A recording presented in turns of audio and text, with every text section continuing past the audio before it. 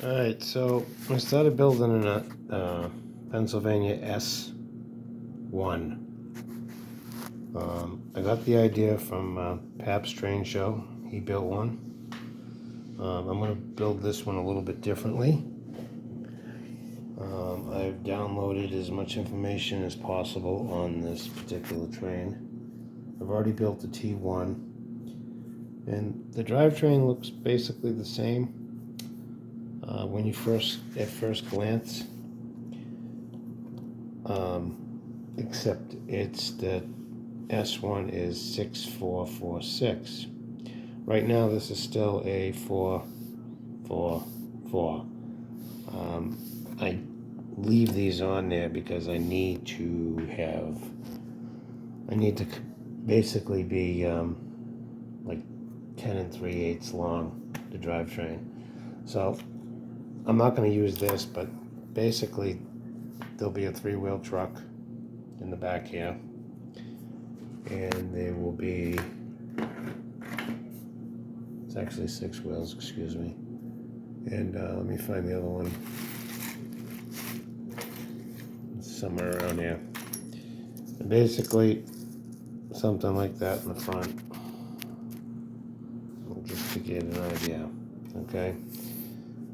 And then if I slap a tape measure on there, the tow bar is going to probably stay where it is. It might have to come off and be extended, I'm not sure. So 1 o'clock in the morning, so I'm kind of tired. But we're going to, for argument's sake, say we're going to measure the tow bar being the back of the locomotive. Not the tow bar, but the back of the locomotive. Okay? And if we go to the front truck, we're at 10.5 inches. And we need to scale a T1, an S1 is 81 feet and some change. Forget about the change, we don't care about that. 81 feet. That is 11 feet, 5/30 seconds. So we're going to call it 11 feet and a quarter. So I need to make up, if this is the back of the locomotive, right here, because you got to add another wheel, and then there's another 3/4 of an inch of body, and then I need about 5/8, 3/4 of an inch of body in front of that. Actually, it's a little bit longer, but so we're going to be around 11 and a quarter, maybe 11 and 3/8 of an inch, or 11 and 5/30 seconds. We're going to be close. So when you look at the chassis of a T1, let me take these motors off. The front chassis, the front truck, the pistons are forward, and then the 2 wheels are one in front and one in the back. The S1, the pistons are damn near on top of the wheel like that, and then you have 3 axles. So what I started out with was a 464 rivarossi, that's in the back, and a 462 rivarossi, that's in the front. Naturally, the gearboxes are geared the same. I checked that out before I even started this project. So what I did was, this particular one here, the front one, I lopped off the back of the, did I lop off the back of the frame? Yeah, I lopped off the back of the frame, and that piston used to be here. I grinded it down and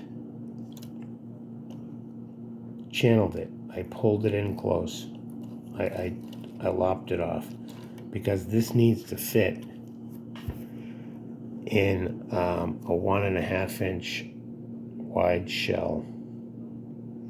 And that's actually, I think, a tick bigger than what the actual S1 is to scale.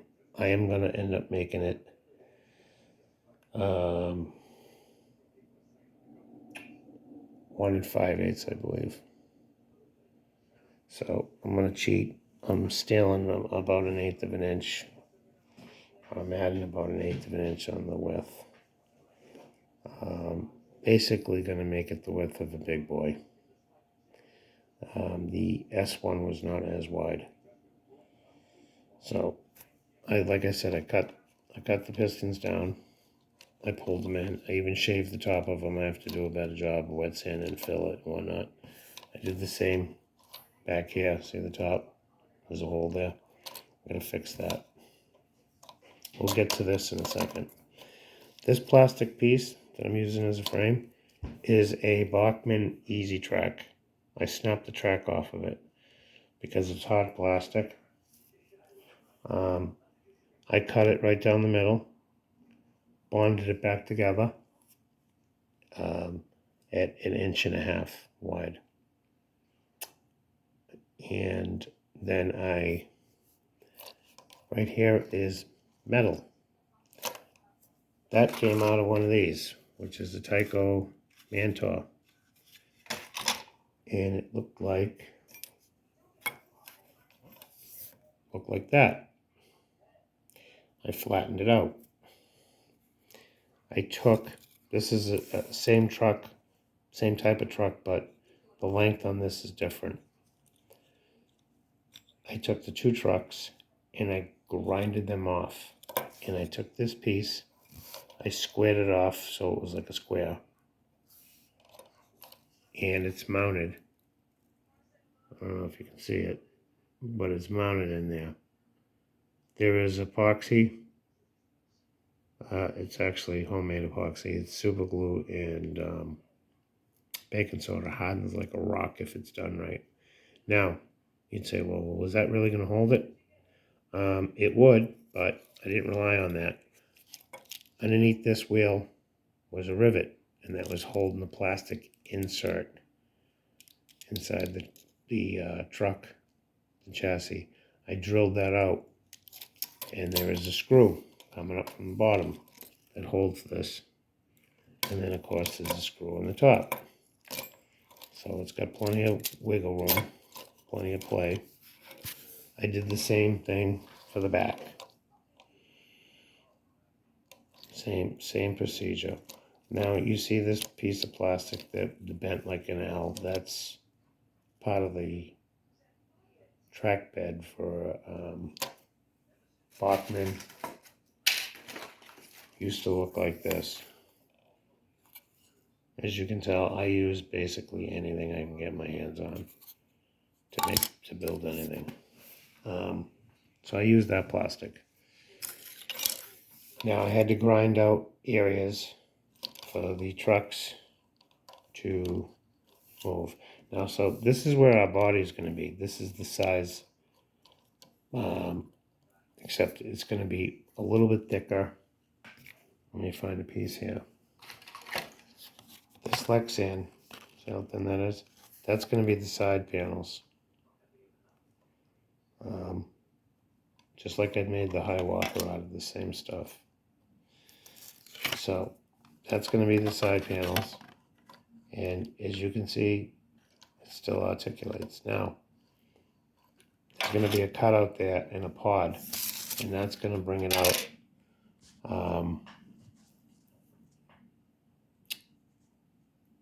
A little bit, not a lot. I also shaved down the front of these. I flattened them out as much as I can without going all the way through to so they're as narrow as possible. And mind you, I cut these off, pulled them in so they're closer. Just enough, they're pulled in just enough that as long as this thing doesn't throw a rod, the camera is horrible. When this rotates, it doesn't hit anything. None of the rods touch. See how close they are to hitting? but as the rod's moving, that piston goes back in, so it doesn't hit it. Very, very close. I spent an awful lot of time thinking about this, and then I just started chopping and building. I didn't draw anything out on paper. I basically knew what I needed to do. These rods here had to be cut and shortened. I gotta grind them down so that it doesn't look like you can see that it's soldered. Now, the piston, most rivarossis, let me find one. Most rivarossis have 2. So then that one, I cut it off. And if you look at the top of this, you'll see a little bracket that comes around. I put that there. I soldered it, shaped like an L, so this piece will stay on there. So I got rid of the bottom of that. Now see this one here? I grinded the rest of that off. I haven't done it to this yet. But this is going to be, this piece here at the bottom is going to be taken off. So it's not going to be there anymore. Like that. Now, I don't have the other rods on. They have to be attached as well. I might just eliminate them because you really can't see them. Maybe. I don't know. We'll see. I don't really think that makes a difference. So I had to grind this out. Once I did that, it made the chassis floppy. I knew that was going to happen. Now, that is super glue and baking soda done in thin layers. It's hard as a rock. I am squeezing this with every ounce of energy I got, and it's not bending.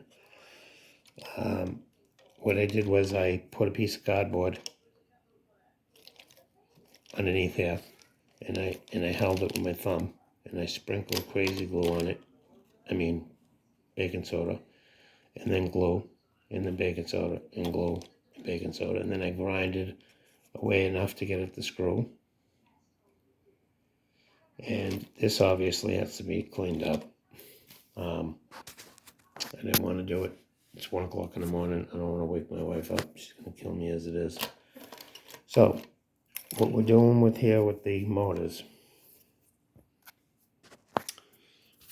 we're going to do like the Bowser setup on the T1 and my T1, which is where I got the idea from, dual motors. There's a motor here. What I do is I work at a glass shop, and we do graphic arts, and I do signage for the city that I live in. I do a lot of stuff, digital wraps, so I have access to a lot of different stuff. That was actually the Hiawatha. The side stripings were a wrap. It was not painted. It would have been too much work. So, anyway, these are rubber blocks.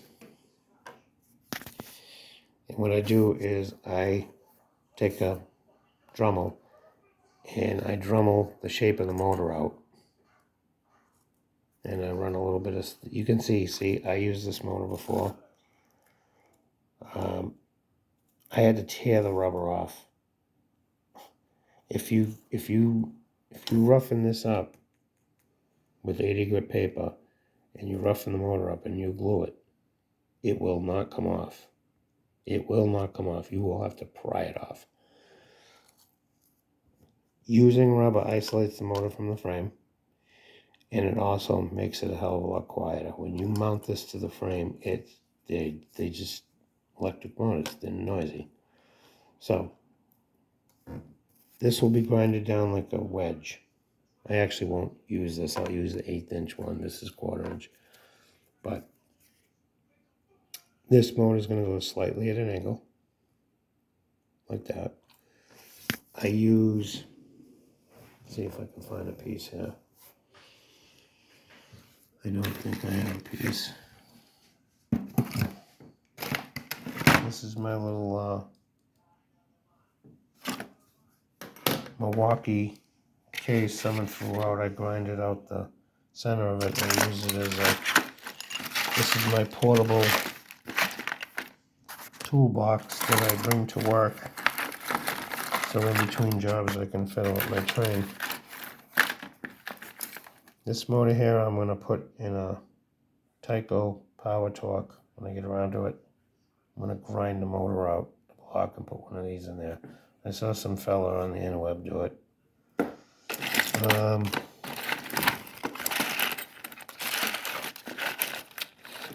Yeah, okay, so see this stuff?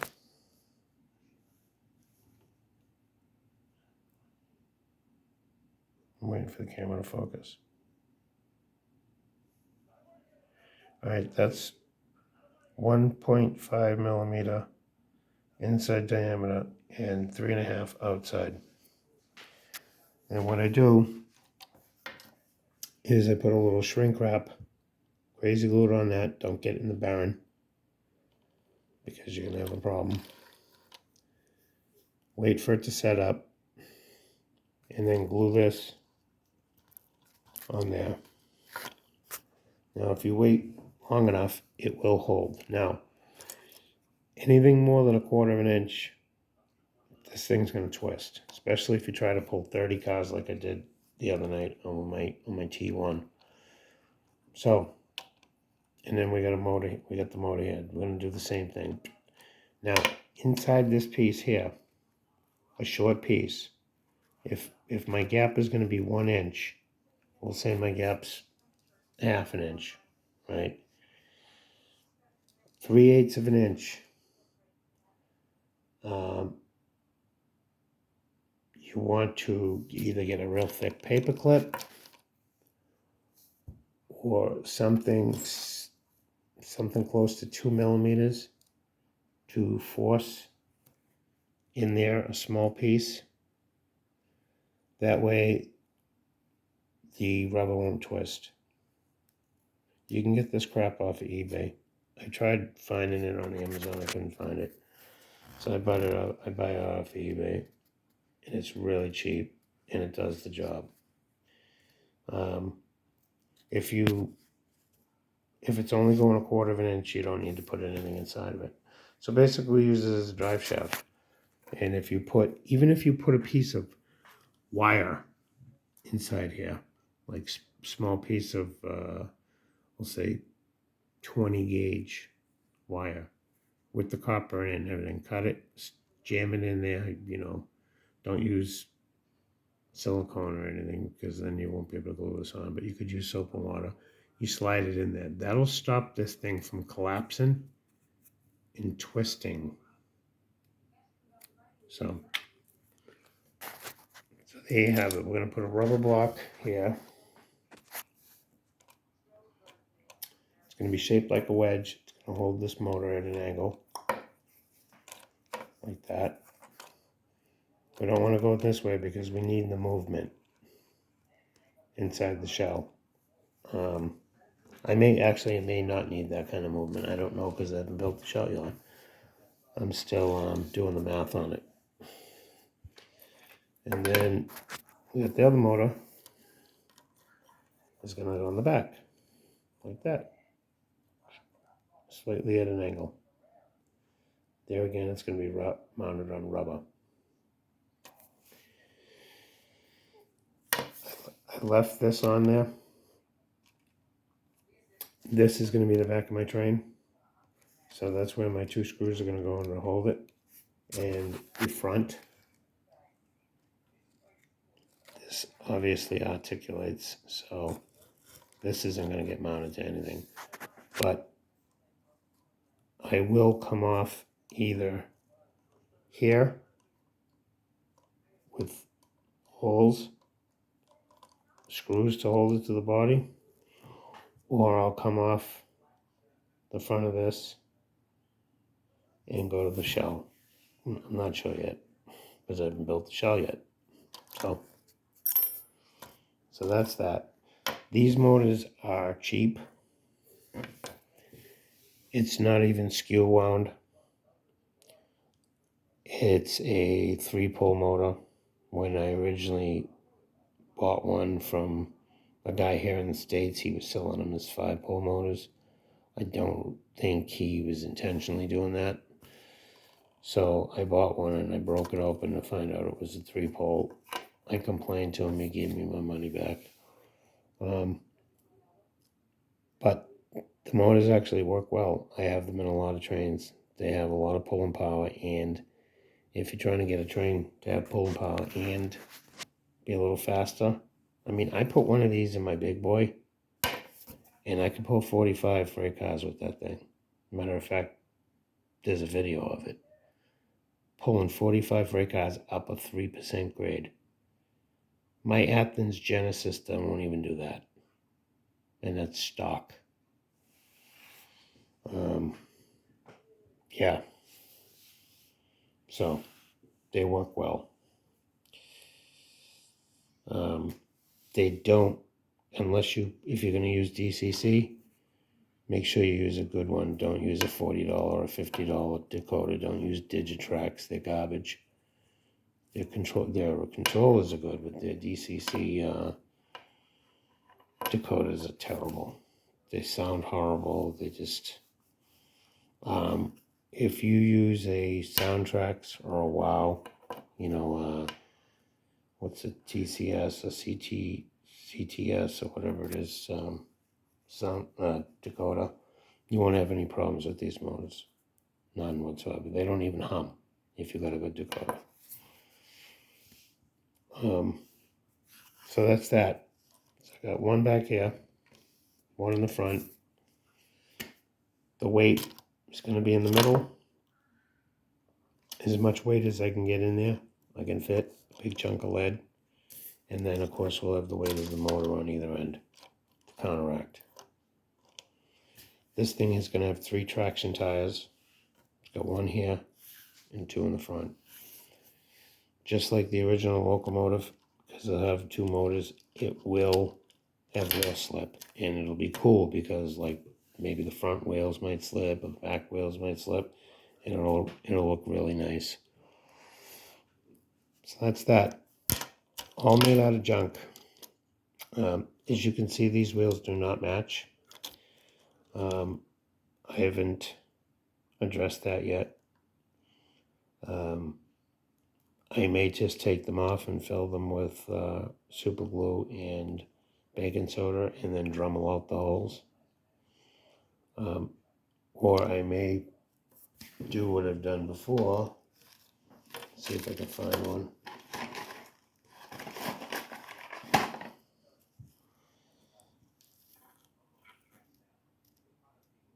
Well, the camera's horrible, but you can see that this was just a test. That is vinyl. What I would do is I would plot that out of something else, a heavier vinyl, and you wouldn't see the holes. What I would do is the wheels would be dark gray and the holes would be printed black, so you wouldn't see the spokes. See, what happened was I needed a traction tire and I didn't have any of that style. So for test purposes, I pulled it off. Let me get that flying around. For test purposes, I used it, and it was fine. But I ended up getting the right action part, so the right wheels. So I'm not really concerned with that. I buy a lot of this stuff. I buy the brand new, but what I can't find ever is the gear. No one ever seems to have them, and the rim that has the traction tire on it. Now, a lot of people might think, well, you can just knock the rim off of this one and put it on. No, you can't. This rim here with the traction tire, does this one have it? Oh, no, it was the other one. The traction tire rim is a different diameter. It does not fit. So, anyway, I think that's it. I think I'm done rambling. Anyway, Have a good night. If you have any questions, shoot me a comment. Oh yeah, here we go.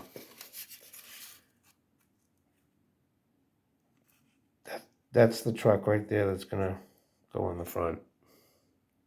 This is another rivarossi.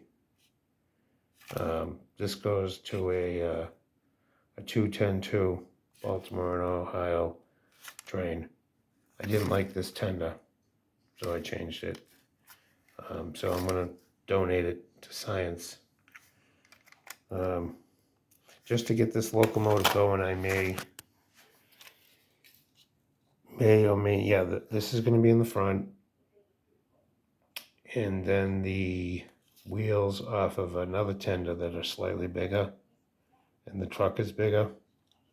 I'll use those for the back, I think. Anyhow, if you have any ideas, shoot me a comment. Thank you. Thanks for watching.